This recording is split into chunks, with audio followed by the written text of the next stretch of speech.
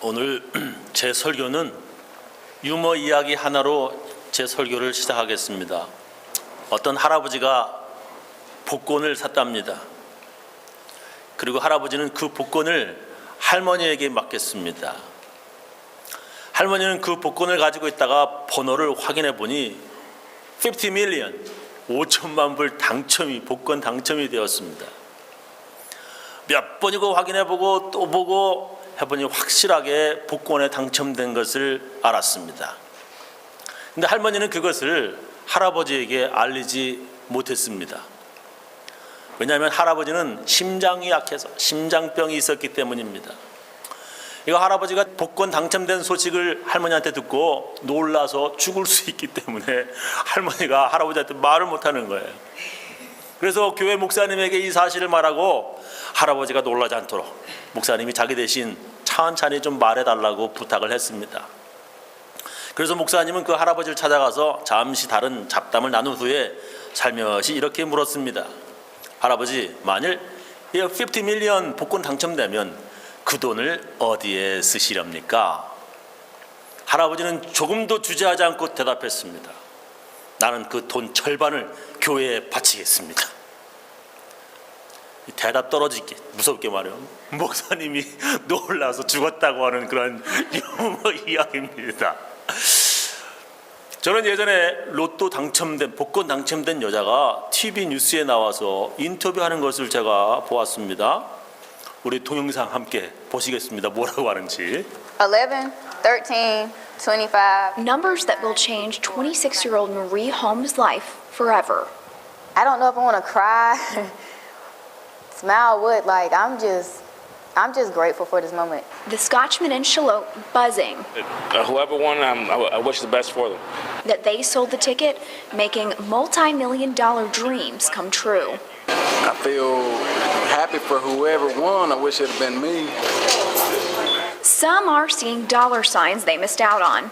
I'm still kicking myself in the butt because I was going to get me some, and I never did do it. But for Marie Holmes, the last-minute decision to buy the ticket is a big game changer. I'm thankful that I can bless my kids with something that I didn't have.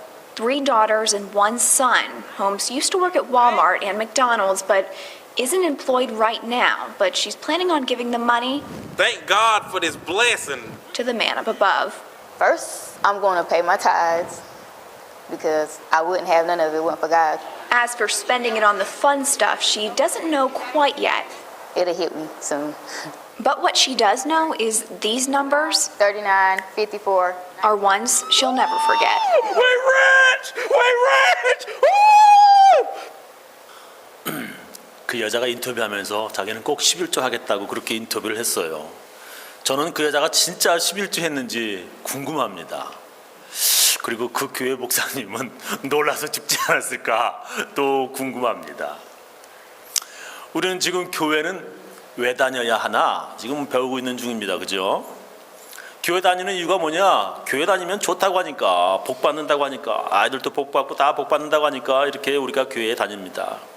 교회 다니면 뭐가 좋냐? 정말 복 받나? 하고 믿지 못하는 사람들도 많지요.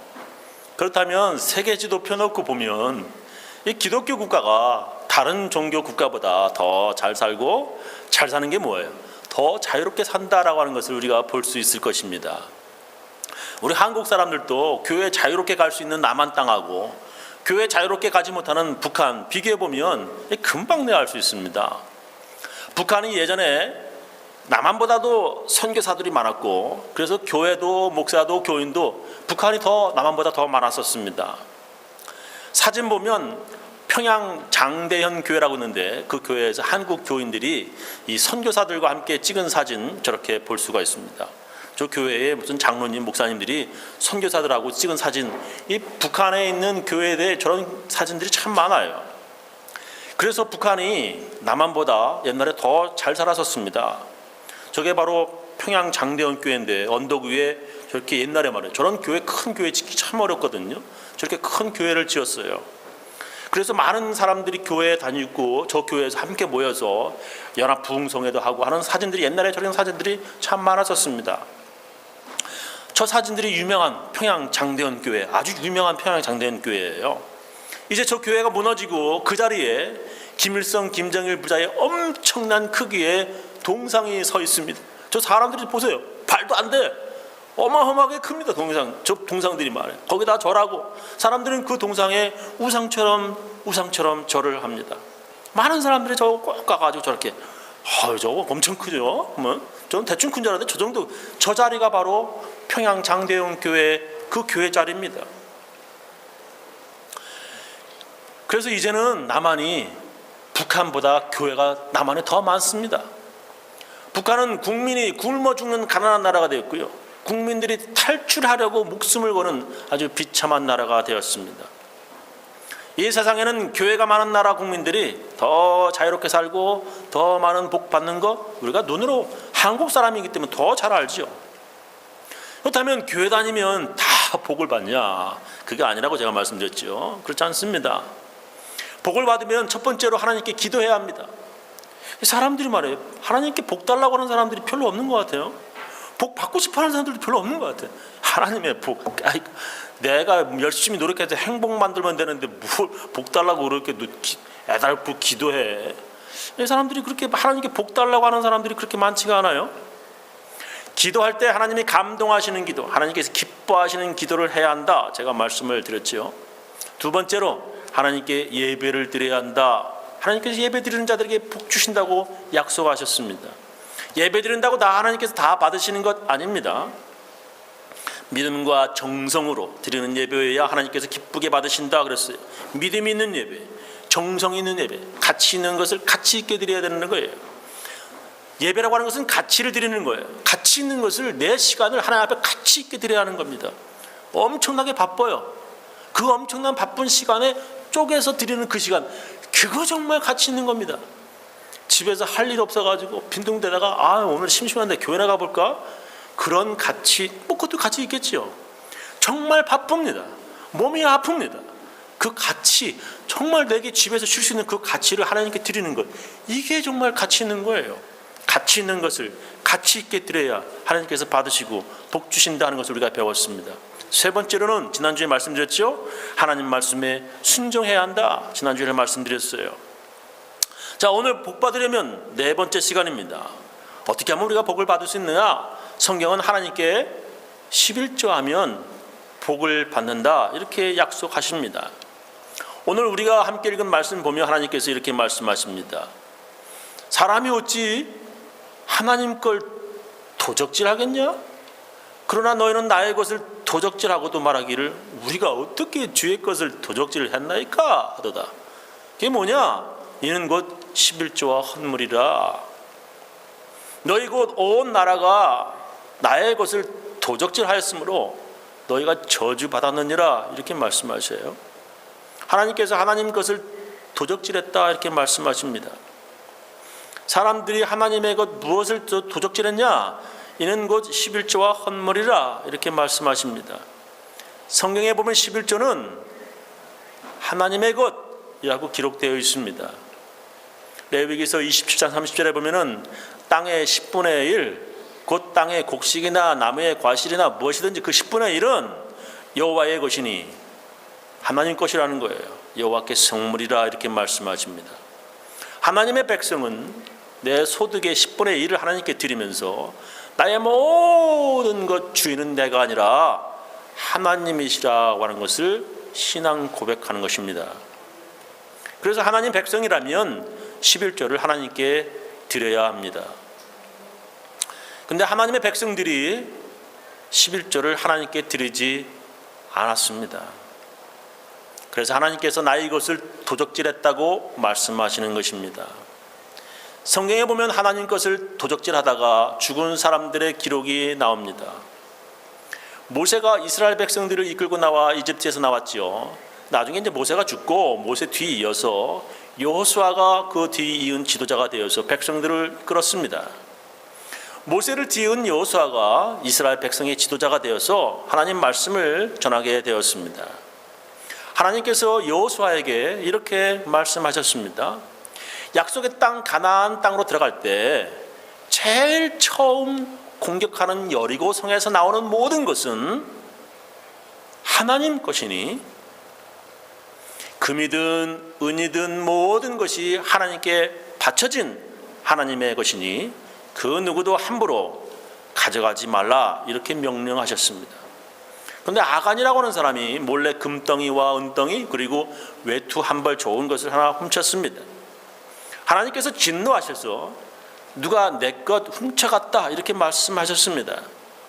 사람들이 그 말을 듣고 웅성거리면서 누구냐? 빨리 나와서 회개해라, 자수해라 소리를 쳤을 것입니다. 하나님께서 내일 아침에 그 사람을 잡아내겠다 이렇게 말씀하셨습니다. 밤이 지나고 그 다음 날이 되었는데도 그 사람은 나타나지 않고 자수하지 않았습니다. 그래서 아침에 하나님께서 그 수많은 사람들 세워놓고 12지파 중에서 그 사람은 유다 지파 사람이야 하고 지명하셨습니다. 수많은 사람들 중에서 12지파 중에 유다 지파야. 그러면 그 사람은 유다 지파에 있었는데 그 사람은 뜨끔했겠죠, 그죠? 그리고 하나님께서 그 범인 나오지 않아 계속. 그래서 유다 지파 중에 누구의 증손자야. 그러니까 누구의 증손자 많지요. 막 다 겁나는 겁니다. 근데 나오지 않아요. 그 증손자들 중에서 누구의 손자 그리고 누구의 아들 범위가 점점 좁혀 들어왔습니다. 그리고 마지막에 그 범인 아간이라고 하는 사람이 잡혔습니다. 그리고 아간은 자기가 그 훔친 것들이 자기 텐트 바닥에 숨겨 놓았다 이렇게 실토했습니다. 사람들이 그 텐트에 가서 뒤져보니까 정말 바닥에 숨겨 놓은 것들이 다 나왔습니다. 성경은 이렇게 기록합니다. 여호수아가 이스라엘 모든 사람으로 더불어 세라의 아들 아간을 잡고 그 은과 외투와 금덩이와 그 아들들과 딸들과 소들과 나귀들과 양들과 장막과 무릇 그에게 속한 모든 것을 이끌고 악을 골짜기로 가서 여호수아가 가로되 네가 어찌하여 우리를 괴롭게 하였느뇨 여호와께서 오늘날 너를 괴롭게 하시리라 하니 온 이스라엘 사람들이 그를 돌로 치고 그것들도 돌로 치고 불사르고 그 위에 돌무더기를 크게 쌓았더니 오늘날까지 있더라. 여호와께서 그 극렬한 분노를 그치시니 그러므로 그곳 이름을 오늘날까지 아골골짜기라 부르더라. 이렇게 성경은 기록합니다. 이게 좀 너무 잔인하다라고 하는 생각이 듭니다. 그 사람만 죽이면 대체 그의 온 가족 또 그리고 가축들 텐트 다 이렇게 다 죽였습니다. 이 신약 성경에 보면 사도행전에 나오지요. 하나님께 바친 것을 숨기다가 죽은 이 부부 이야기가 성경에 기록됩니다. 그 부부의 이름은 아나니아와 삽비라입니다. 예수님의 제자들이 예루살렘 교회에서 목회를 하면서 교인들이 점점 들어갔습니다. 교인들 중에 많은 사람들이 자기 전 재산을 모두 교회에 헌금하고 대부분의 교인들은 교회에서 나누어지는 음식으로 먹고 살았습니다. 근데 그 아나니아와 삽비라 부부는 하나님께 모두 바쳤다고 하면서 약간의 재물을 숨겼습니다. 성경의 기록을 보면 이렇게 나옵니다. 아나니아라 하는 사람이 그 아내 삽비라로 더불어 소유를 팔아 그 값에서 얼마를 감추매 그 아내도 알더라. 얼마를 가져다가 사도들의 발 앞에 두니 베드로가 가로되 아나니아야 어찌하여 사단이 네 마음에 가득하여 네가 성령을 속이고 땅값 얼마를 감추었느냐. 땅이 그대로 있을 때는 네 땅이 아니며 판 후에도 네 임의로 할 수가 없더냐. 어찌하여 이 일을 네 마음에 두었느냐. 사람에게 거짓말한 것이 아니요 하나님께로다. 아나니아가 이 말을 듣고 엎드려 혼이 떠나니 이 일을 듣는 사람이 다 크게 두려워하더라. 아나니아가 죽었다는 겁니다. 젊은 사람들이 일어나서 시신을 싸서 메고 나가 장사하니라. 3시간쯤 지나 그 아내가 그 생긴 일을 알지 못하고 들어오니 베드로가 가로되 그 땅 판 값이 이것뿐이냐 내게 말하라 하니 가로되 예 이뿐이로라. 베드로가 가로되 너희가 어찌하여 함께 꾀하여 주의 영을 시험하려 하느냐. 보라 네 남편을 장사하고 오는 사람들의 발이 문 앞에 이르렀으니 또 너를 매어 내가리라 한대. 그 베드로의 발 앞에 엎드러져 혼이 떠나는지라. 아내도 죽었습니다. 젊은 사람들이 들어와 죽은 것을 보고 떼어내다가 그 남편 곁에 장사하니 온 교회와 이 일을 듣는 사람들이 다 크게 두려워하니라. 이렇게 하나님께 바쳐진 것을 도둑질하는 사람들은 하나님께서 너무 잔인하다, 냉정하다 할 정도로 죽이셨습니다. 저는 사랑의 하나님께서 왜 그러셨을까? 꼭 그렇게만 하셔야 되나? 좀 궁금하고요. 좀 의문스럽습니다. 왜 그렇게 그 사람들을 불쌍히 여기시지 않으시고 가차없이 죽이셨는지 저는 꽤 궁금했습니다. 그러다가 성경을 읽으면서 그 이유를 알게 되었습니다. 오늘 읽은 말씀이죠. 너의 곧 온 나라가 나의 것을 도적질하였으므로 네가 저주를 받았느니라. 만군의 여호와가 이르노라. 너희의 온전한 11조를 창고에 들여 나의 집에 양식이 있게 하고 그것으로 나를 시험하여 내가 하늘 문을 열고 너에게 복을 쌓을 곳이 없도록 붙지 아니하나 보라. 이렇게 말씀을 하십니다. 하나님께서 11조로 하나님을 시험해 보라 이렇게 말씀하십니다. 11조 한번 해보라. 그래서 하나님 복 주나 안 주나 시험해 보라는 거예요. 그것으로 온전한 11조로 나를 시험해서 내가 하늘 문을 열고 너에게 복 쌓을 것이 없도록 붙지 아니하나 보라 이렇게 말씀하시는 거예요. 한번 시험해 보라 이렇게 말씀하십니다. 복 주는지 안 주는지 하나님 시험해 보라는 거예요. 근데 사람들은 복 주는지 안 주는지 하나님 시험해 보는 게 아니라 저주 받는지 안 받는지 시험해 보는 거예요. 이렇게 해도 하나님 저주 주나 안 주나 저주 받을 시험하는 거 하나님 살아 계시나 안 계시나 한번 시험해 보는 거예요. 끝까지 견디면서 그렇게 맞아도 견디면서 시험을 해요.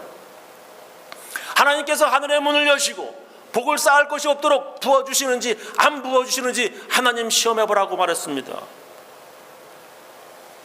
우리 집 큰딸 담비가 이제 대학원 졸업하고 돈을 벌기 시작해서 저는 담비에게 하나님 복 받도록 11조 해라 이렇게 말했습니다. 하나님께서 복 주시나 안 주시나 딱 1년만 시험해봐 말해 주었습니다. 근데 그 아이가 대학원 다니라고 은행에서 빌린 돈 이게 한국 돈으로 1억이나 돼요. 뭐 어마어마하게 돈 빌렸어요 돈을. 그래 돈 나가야 되는 게 엄청 많이 까집니다. 생활하면서 아파트비 내야 되지 뭐 여러 가지 지출해야 하지만 11조 한번 해봐 하고서 온전한 11조를 제가 해라고 했습니다. 그 회사 다니지 이제 거의 1년이 넘게 이제 되는 것 같더라고요.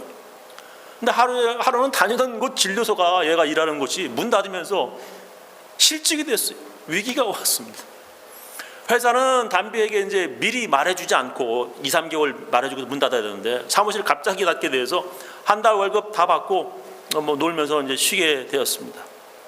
우리 부모는 야 너는 11조 하는 사람이니까 아무 걱정하지 마. 좀 있으면 금방 내 다른 회사 나올 거야 하고 말해 주었습니다.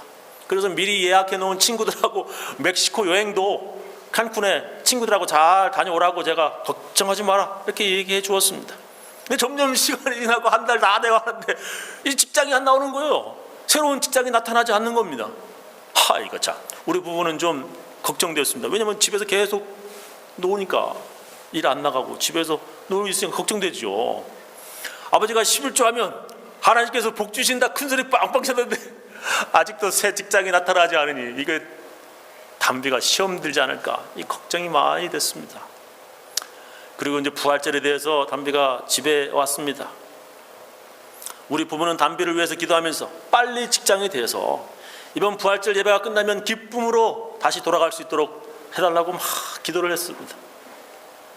근데 아무 소식이 없는 거예요. 부활절 때까지 아무 소식이 없어요. 아무 연락이 없어요. 부활절이 지나 월요일 아침이 됐습니다. 이제 담비가 자기 집으로 돌아갈 시간이 되었는데도 아무 연락도 없이 그 아이가 이제 쓸쓸하게 돌아가야 되를 이제 생각하면서 전 제 방에 있었는데 갑자기 담비가 제 방으로 뛰어들어왔어요. 왜 그러니? 아빠 소리를 지르면서 말하기를 새 회사에서 자기 오라고 하는 합격됐다고 하는 연락을 받았다고 하는 겁니다.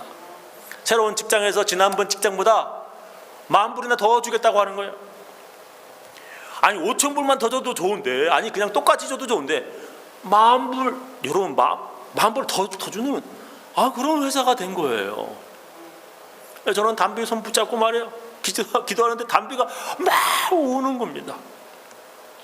담비가 직장이 안 돼서 꽤 걱정을 많이 했었는가 봐요. 아니면 하나님께 감사했는지 눈물을 흘렸고, 우리는 그렇게 함께 기도했습니다. 11조 하면 하나님께서 복 주십니다. 복 주시는지 안 주시는지 나 시험해봐. 하나님께서 그렇게 말씀하셨어요. 근데 사람들은 그거를 내가 저주받나 안 받나 이렇게 시험해. 그러니까 하나님께서 기분이 나쁘신 거예요. 이 말을 뒤집어 보면 무서운 말씀이 되는 겁니다. 그렇지 않습니까? 11조 안 해보라. 복 주시는지 저주하시는지 하나님 것 도둑질 해보며 시험해봐. 죽는지 안 죽는지. 그 말 뒤집어 보면 참 무서운 말 아니겠습니까? 이 아간이라고 하는 사람이 여리고성에서 하나님 것 훔치고 그렇게 꿈쩍도 안 하고 밤새 버티는 것도 이게 하나님 시험해보는 겁니다. 그렇지 않습니까? 하나님 진짜 시험해보는 거예요. 하나님께 나를 이 수많은 사람들 중에서 정말 콕 집어 나를 끄집어낼 수 있을까? 하나님 시험해보는 겁니다. 정말 하나님 계시나? 살아계시나? 하나님 시험해보는 겁니다. 하나님 계신지 아니 계신지, 정말 하나님 것 훔친 나를 잡아내실지 못 잡아내실지 하나님을 시험해 보겠다고 하는 겁니다. 아나니아와 삽비라도 그렇게 하나님 시험해 보겠다고 하는 거예요. 베드로가 이렇게 말하죠. 사람에게 한 것이 아니라는 거예요. 하나님께로다 이 말이에요. 너희가 어찌하여 함께 꾀하여 주의 영 하나님을 시험할 테스트하려느냐 말이에요. 하나님 시험하는 것이 아니라, 사람들을 시험하는 것이 아니라 하나님 시험하는 거라고 성경은 말하고 있어요. 어떤 사람들은 이렇게 얘기합니다. 11조는 구약에만 있어. 신약에는 없는 말이야. 신약에는 11조에 관한 말이 없어. 예수님께서도 11조에 대한 말씀 하지 않으셨다. 이렇게 주장합니다. 그래서 우리는 이제 11조 안 해도 된다고까지 그렇게 얘기하는 사람들도 많습니다. 예수님께서 이렇게 성경에 말씀하시죠. 가라사대 그런즉 가이사의 것은 가이사에게. 가이사가 누굽니까? 케사르. 그때 황제죠. 하나님의 것은 하나님께 바치라. 이렇게 누가복음 20장 25절에 말씀하시죠. 이 말씀은 현재 우리에게 이렇게 해석할 수가 있겠습니다. 세상에서 세금 떼먹지 말고 내야 할 세금 내고, 그렇잖아요? 세금 떼먹으면 안 되지 않습니까? 하나님의 것 떼먹지 말고 11조 바쳐라. 예수님께서 그렇게 말씀하셨다고 저는 그렇게 해석합니다. 하나님께 11조 못하면, 예수님이 11조 이야기 안 했다는 쓸데없는 말 하지 말고요, 하나님께 미안한 마음 가지고 주일날 교회 와서 회개해야 한다고 저는 생각합니다. 어떤 사람은 성경에 나오는 11조에 대한 연구 참 많이 해가지고요, 목사보다도 11조에 대해서 많이 알고 있기도 하더라고요. 그래서 11조는 이렇게 써야 하고 저렇게 써야 하고 11조에 대한 말을, 목사한테 말을 많이 합니다.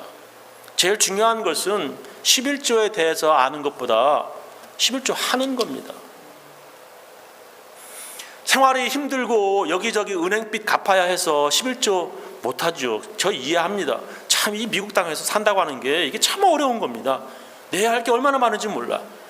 그러면 11조에 대해서 목사 가르치려고 하지 말고요, 먼저 하나님께 미안한 마음 갖고 교회 와서 제일 먼저 회개기도 하면 되는 겁니다. 예수님께서 오신 이유는 바로 그런 죄인들을 구원하러 오셨어요. 바로 그런 죄인들을 용서하시기 위해서 오신 것입니다. 하나님 것 도적질해서 하나님께 죽을 사람인데 그런 죄인 구원하러 예수님 때문에 아직 죽지 않고 우리가 살고 있는 것입니다. 예수님의 십자가의 죽으심으로 우리가 죽어야 할 것을 대신하신 것입니다.